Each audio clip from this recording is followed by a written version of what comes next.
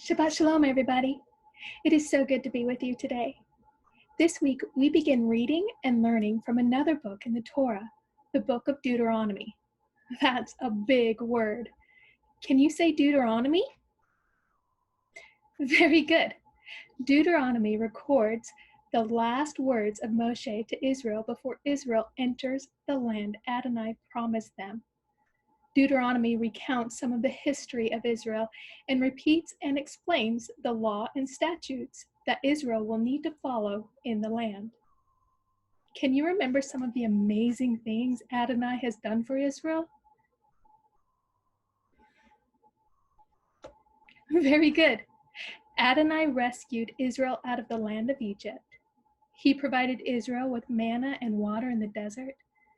Adonai blessed Israel with his presence as a pillar of clouds and fire. Adonai blessed Israel with the law and so much more. Can you remember some of the things Israel did that wasn't so good?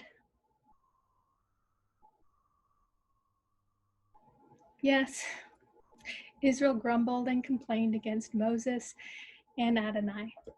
Israel disobeyed Adonai and tried to do things their own way. You are all so clever.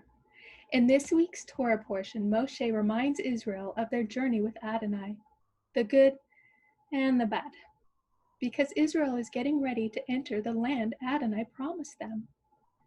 Moshe wants to make sure that Bnei Yisrael remembers the covenant they made with Adonai, but Moses also wants Israel to remember that things go well when we obey and follow Adonai, and things don't go so well when we turn from Adonai and try to do things our own way.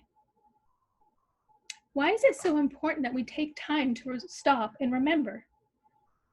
I don't know about you, but I forget things a lot. It is so helpful to keep a memory book with pictures and notes to remind me of good times and even bad times. When I stop and remember, I see Adonai's faithfulness and goodness. And I see that over time, Adonai keeps his promises. Remembering Adonai's promises helps give me strength and hope when times are hard, because Yeshua promised that he would come back and make everything right again. I have an idea. How about you draw a picture that reminds you of a time when Adonai kept his promises, so you can also be encouraged and remember Yeshua is coming back. Be sure to share it with your parents and or teachers, and keep it in a safe place to look at when you need to remember Adonai's faithfulness and goodness. Well, it's been wonderful spending this time with you. Shabbat Shalom.